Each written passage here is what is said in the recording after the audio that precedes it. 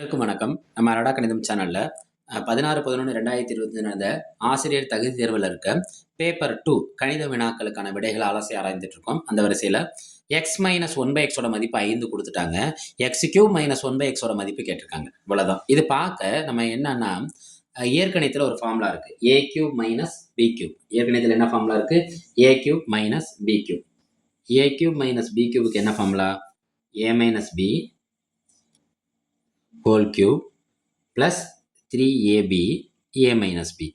3ab into a minus b. அப்போ நம்ம a³ - b³ formula தான் அந்த கணக்கே முடிஞ்சு போச்சு.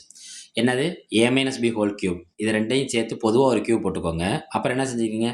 ரெண்டையும் பெருக்குங்க 3ஆல், திரும்ப ஒரு a minus b. இதுதான் அதுக்கான ஃபார்முலா.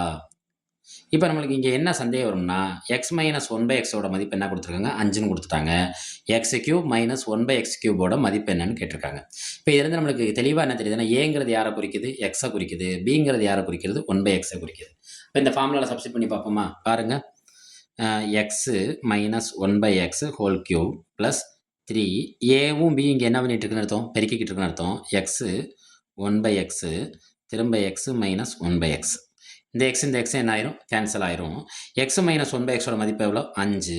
5 கியூப் ஓர் 3 3. x - 1/xோட மதிப்பு என்ன? 5. ரைட்டா? 5 3 தடவை தொடர்ந்து பெருக்கணும். 5 25. 25ஓட ஒரு 5 பெருக்கினா நமக்கு என்ன கிடைக்குன்னா 125. ஒரு 5 5 2 5 10 3 5 15. இந்த 125 இந்த 15 கூட்டினா நம்மளுக்கு என்ன கிடைக்கும்? 140. அப்போ x³ - 1/x³ மதிப்பு என்ன கிடைக்குது நம்மளுக்கு? 140. அப்போ இதுக்கான ஆப்ஷன் என்ன? Option A 140. அடுத்து பாருங்க. 5:7 சமான விகிதமானது. இந்த விகித கணக்கு கொடுத்தாலே நம்ம என்ன செய்யணும்னா இங்கே கொடுத்துருக்க ஆன்சரை நம்ம என்ன செய்யணும்? ஃபாலோ பண்ணணும். இந்த விகிதம்னாலே என்னன்னா வகுத்தல். விகிதம்னாலே என்ன? வகுத்தல். வகுத்தலோட ஃப்ரெண்ட் யார்? பெருக்கல். இது எப்படி வேணாலும் எடுத்து இந்த கணக்கு போடலாம். வகுத்தல் முறையிலையும் போடலாம், பெருக்கல் முறையிலையும் போடலாம். இப்போ ஃபார் எக்ஸாம்பிள் இப்போ நான் வகுத்தல் முறையில் போட்டு காட்டுறேன் ஒரு பேச்சுக்கு. 5/7 இங்கே கொடுத்துருக்க ஆப்ஷன் ஒன்றையும் பார்க்கணும். ஃபர்ஸ்ட் ஆப்ஷன் என்ன இருக்குது? ஏ ஆப்ஷன் என்ன இருக்குது? 7:5. அப்போ 7/5. இந்த 5/7 வடிவத்தில் வரல. அப்போ ஏ ஆப்ஷன் கிடையாது. பி ஆப்ஷன் எடுத்துக்கோங்க. 8:10. அப்போ 8/10. அடிச்சு பாருங்க. 4 2 8 I2 10. அப்போ இது யார் வடிவத்தில் இருக்குது? 4/5. அப்போ இந்த 5/7 வடிவத்தில் இவனும் வரல. அப்போ இவனும் கிடையாது. மூணாவது ஆப்ஷன் எடுத்துக்கோங்க. சி ஆப்ஷன் எடுத்துக்கோங்க. 10:14. அப்போ இது எப்படி எழுதுவோம்? 10/14. I2 10 7 2 14. பாருங்க 5/7 வடிவத்தில் இருக்கா? அப்போ ஆப்ஷன் சி சரி. நாலாவது ஆப்ஷன் எடுத்து பாருங்க. 14/10. விகிதம்னா வகுத்தல்.